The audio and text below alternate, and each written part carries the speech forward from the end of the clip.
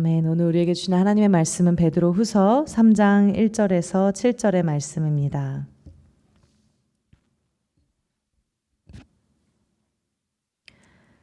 제가 가진 성경으로 신약성경 386쪽에 있습니다. 우리 함께 교독하겠습니다. 사랑하는 자들아, 내가 이제 이 둘째 편지를 너희에게 쓰노니 이 두 편지로 너희의 진실한 마음을 일깨워 생각나게 하여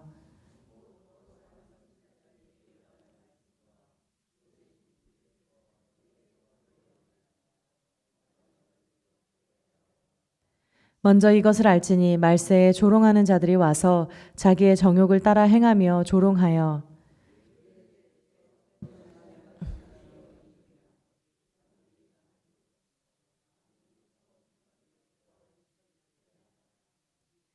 이는 하늘이 옛적부터 있는 것과 땅이 물에서 나와 물로 성립된 것도 하나님의 말씀으로 된 것을 그들이 일부러 잊으려 함이로다. 함께 읽겠습니다. 이제 하늘과 땅은 그 동일한 말씀으로 불사르기 위하여 보호하신 바 되어 경건하지 아니한 사람들의 심판과 멸망의 날까지 보존하여 두신 것이니라. 아멘. 아멘. 우리 일깨워 생각나게 함이라는 제목으로 우리 함께 말씀 나누겠습니다. 우리 앞뒤 분들, 옆에 분들 바라보시면서 우리 함께 인사하셨으면 좋겠습니다. 주님의 말씀을 일깨워 생각나게 하는 사람이 되십시오.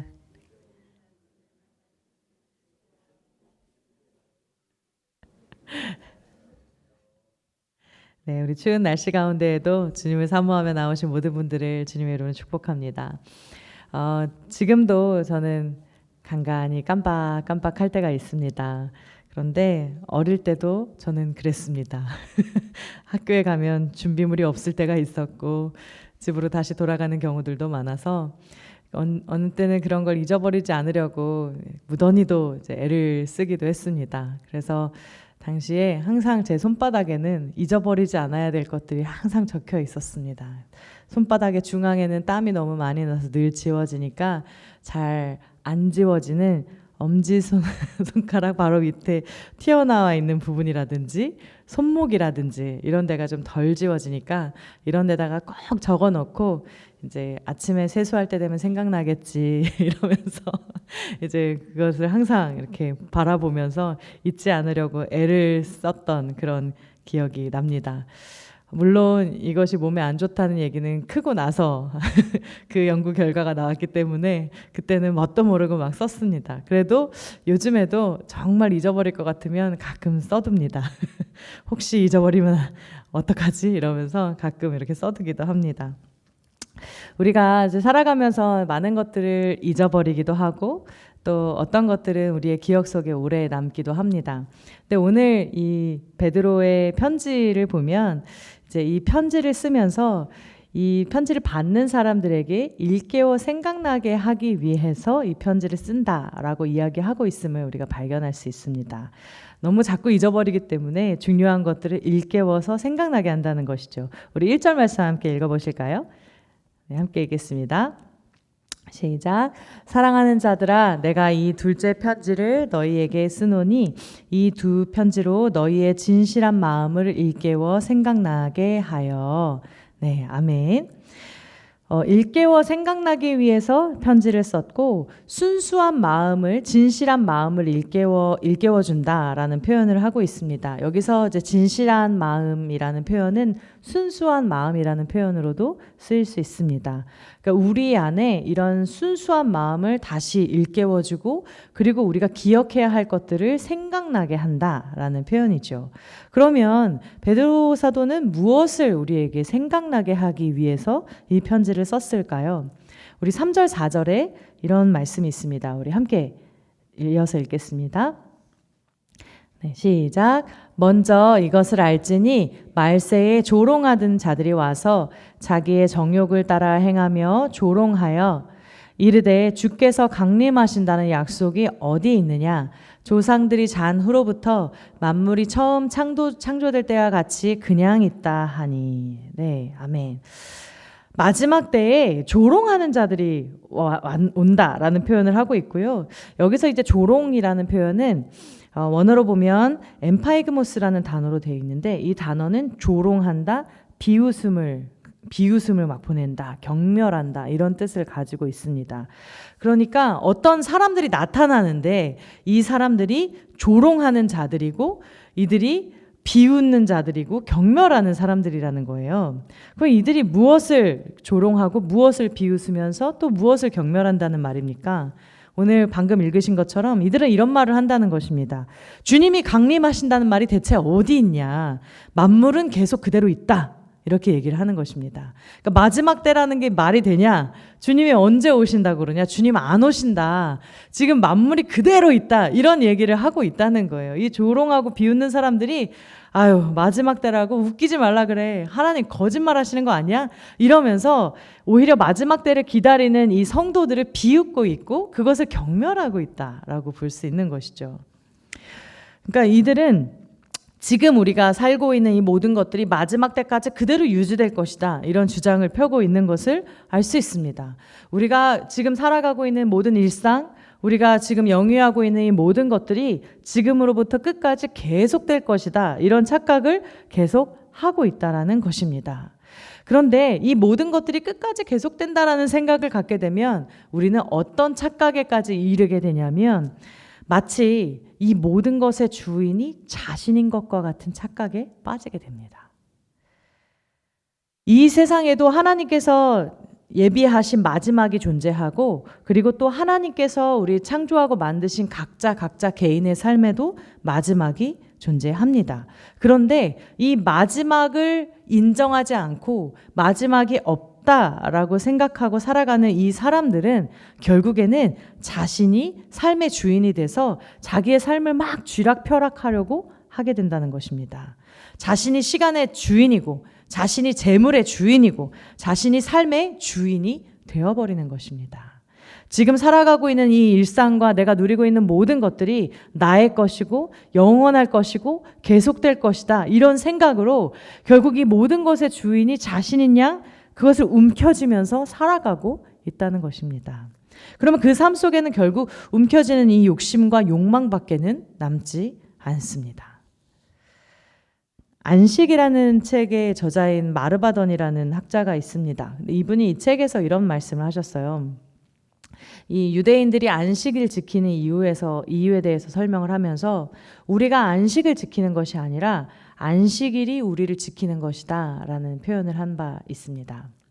물론 이제 우리는 지금 주일을 지키지 않습니까? 주님의 부활을 기념하여서 안식 후 첫날을 우리가 지키면서 주일로 이제 지켜나가고 있는데 안식을 지키는 의미와 주일을 지키는 의미는 상통합니다. 그런데 이분이 오히려 그 주일이 우리를 지켜낸다라는 표현을 하고 있는 거예요. 그러면서 그분은 이 안식의 의미에 대해서 이렇게 얘기합니다. 안식의 의미는 그침이고 쉼이고 받아들이는 것이고 향연이다. 이렇게 이야기합니다.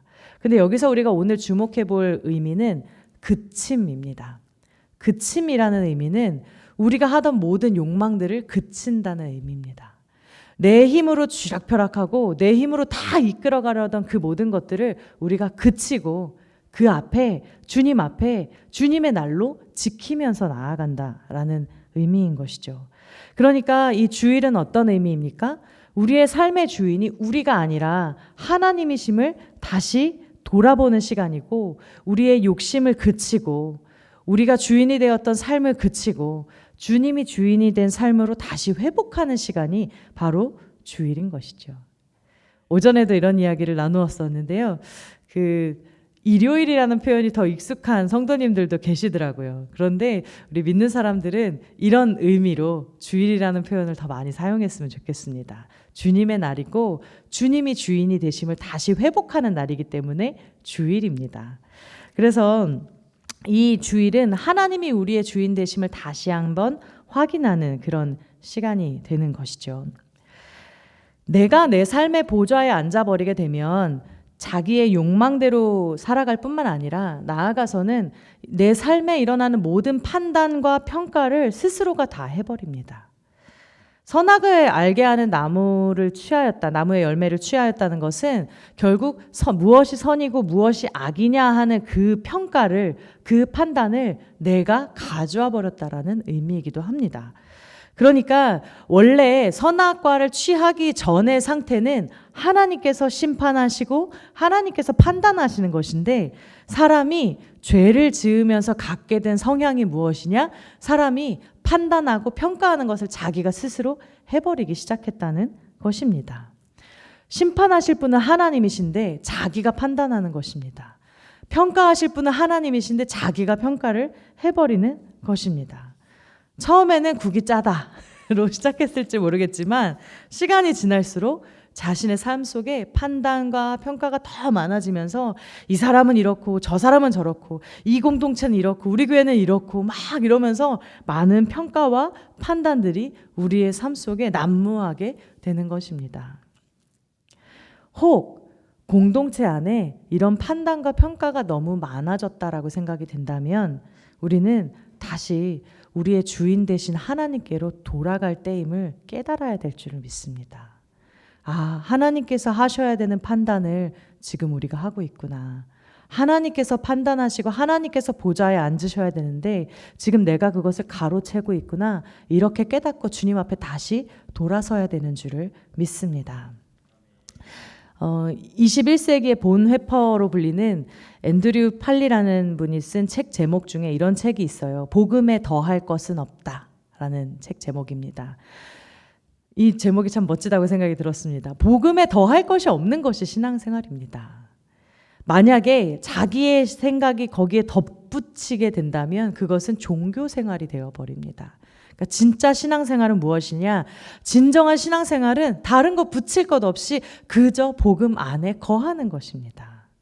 그래서 정말 그 복음 안에 순수하게 그 복음 안에 거하며 하나님께서 우리의 판단의 기준이 되시고 하나님께서 판단하시는 분이 되시는, 하나님이 온전한 주인이 되시는 그런 삶을 살아갈 때 그것은 진정한 신앙생활이 될 줄을 믿습니다.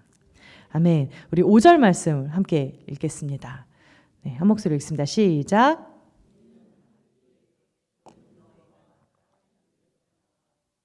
설림된 것도 하나님의 말씀으로 된 것을 그들이 일부러 잊으려 함이로다. 아멘. 일깨워 생각나가야 하는 것은 바로 이것입니다. 하나님의 말씀으로 모든 것이 지어졌고 하나님께서 지금도 우리를 다스리고 계시고 마지막 때에 이 땅을 심판하기 위해 오신다는 것입니다. 그렇기 때문에 우리는 마지막을 바라보며 살아가야 합니다. 우리가 살아가는 이 모든 일상들과 이 모든 것들이 영원히 계속되는 것이 아니라 하나님께서 예비하신 마지막이 있음을 바라보면서 하나님이 주인이 되신 그러한 삶을 살아가야 되는 것입니다. 시편 90편 12절 말씀 우리 함께 한 목소리로 읽겠습니다. 시작. 우리에게 우리날 계수함을 가르치사 지혜로운 마음을 얻게 하소서. 아멘. 마지막을 바라보는 삶이란 무엇입니까? 마지막을 바라보는 삶은 결국 우리가 피조물임을 깨닫고 우리의 날이 한정되어 있음을 아는 삶입니다. 우리에게 우리 날 계수함을 가르쳐 주십시오. 이 고백이 얼마나 귀합니까? 그러니까 우리가 살아가고 있는 이 삶이 결국엔 마지막이 있고 하나님께서 허락하신 현재가 너무나 우리에게 큰 축복이고 선물임을 깨달으면서 하나님 앞에 매일매일 감사함으로 살아가야 되는 것입니다. 하나님이 우리 주인이 되어서 정말 우리의 삶의 끝이 있음을 바라보면서 하나님 앞에 겸손하게 자기 자신을 낮추고 하나님 앞에 감사함으로 매일을 살아가는 삶이 진정한 신앙생활인 줄을 믿습니다. 예수님께서도 이 땅에 오셨을 때 이 땅에서 하나님의 뜻대로 온전하게 행하셨음을 말씀하셨습니다. 요한복음 5장 19절 말씀인데요. 우리 함께 읽겠습니다. 시작. 그러므로 예수께서 그들에게 이르시되 내가 진실로 진실로 너희에게 이르노니 아들이 아버지께서 하시는 일을 보지 않고는 아무것도 스스로 할 수 없나니 행하시는 그것을 아들도 그와 같이 행하느니라. 네, 아멘. 예수님께서는 아무것도 스스로 할 수 없다고 말씀하셨습니다. 예수님의 삶은 하나님께서 완전히 주인 되신 삶이었습니다. 예수님께서 하시는 모든 말과 행동들이 자신의 뜻에서 나온 것이 아니라 아무것도 스스로 할 수 없다라고 말씀하신 것처럼 모든 것을 다 하나님의 뜻대로 행하셨던 것이죠. 그래서 스스로의 욕심을 따라서 내 생각대로 내 판단대로 사는 것이 아니라 하나님께서 원하시는 것이 무엇인지를 묻고 그에 따라 살아가는 삶을 예수님께서 살아가셨음을 믿습니다. 아멘. 마지막을 바라보는 삶은 이렇게 우리가 피조물임을 알고 우리날 계수함을 알고 그래서 하나님이 온전한 주인이 됨을 바라보면서 살아가는 삶입니다. 두 번째로 마지막을 바라보는 삶은 하나님께서 우리의 마지막이 되신 삶을 뜻합니다. 지난 추수감사절 찬양제 때 아주 너무 행복한 시간들 다 같이 보냈습니다. 그래서 각 팀마다 너무 열심히 준비를 해주셨고 너무 흥겨운 찬양으로 또 막 몸 찬양으로 하나님 앞에 영광을 돌렸던 아주 즐거운 기억이 있습니다. 그런데 그 중에 한 팀의 곡이 희한하게 일주일이 지나도 2주일이 지나도 머릿속에서 떠나지를 않는 거예요. 물론 모두 잘하셨거든요. 모두 다 잘하셨고 너무 좋은 시간이었는데 희한하게 중독성이 강한 곡이 한 곡이 있었습니다. 우리 교회 권사님 F4의 찬양 기억나십니까? 그 축제라는 제목의 찬양이었는데 아니 그 찬양이 머릿속에 들어오더니 나가지를 않는 거예요. 그래서 저도 모르게 막 일상을 살아가면서 사랑해요 오직 주님만을 사랑해요 라고 외쳐요 막 이러면서 혼자 막 일상 속에서 그 찬양을 계속 막 부르면서 몇 주를 지났던 기억이 아직도 납니다.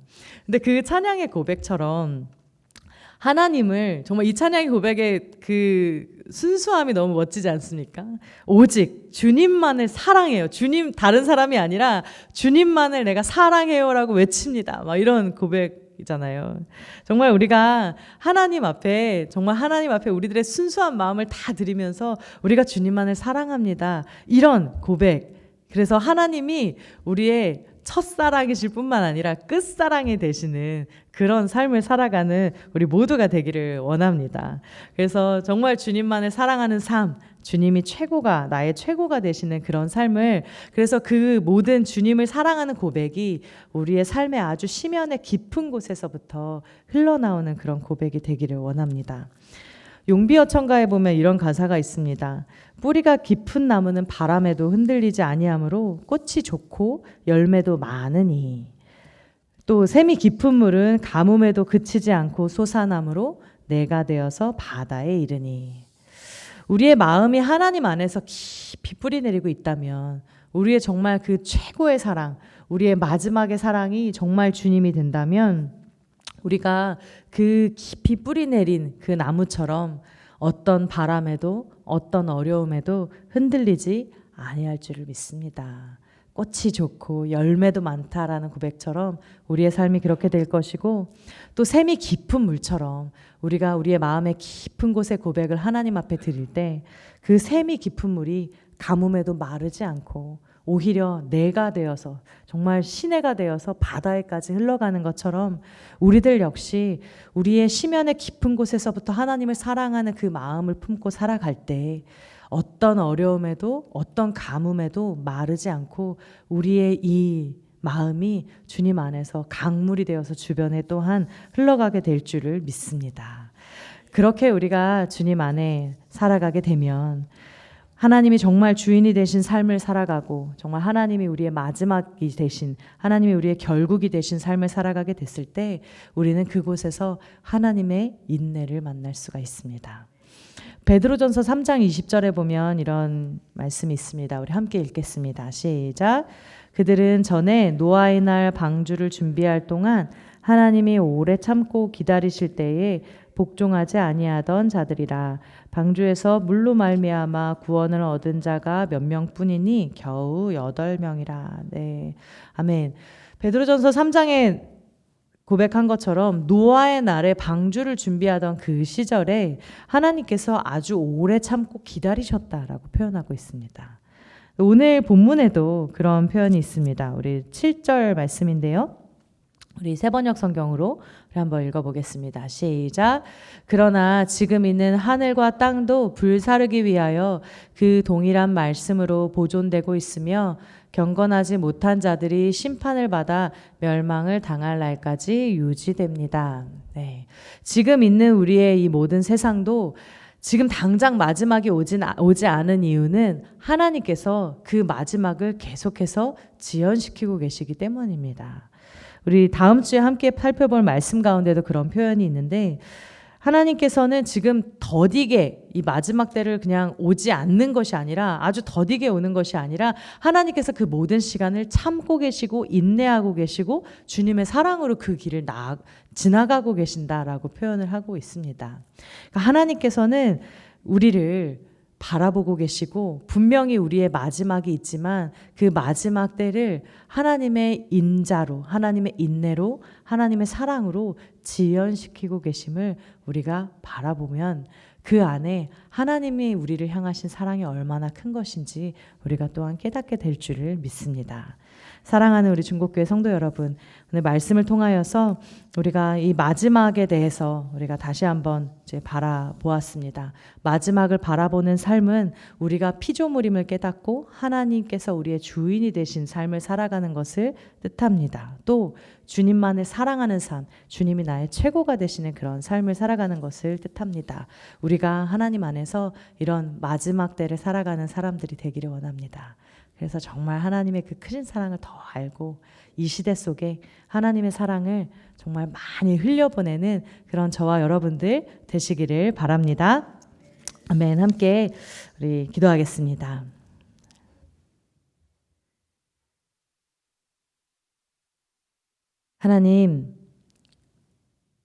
하나님께서 말씀을 통하여서 우리에게 이 마지막에 대한 말씀을 주시고 또 생각나게 하여 주시니 감사합니다. 하나님, 우리가 매일매일을 살아가고 또 일상을 살아가지만 우리에게 마지막이 있다는 것을 잊어버릴 때가 참 많이 있습니다.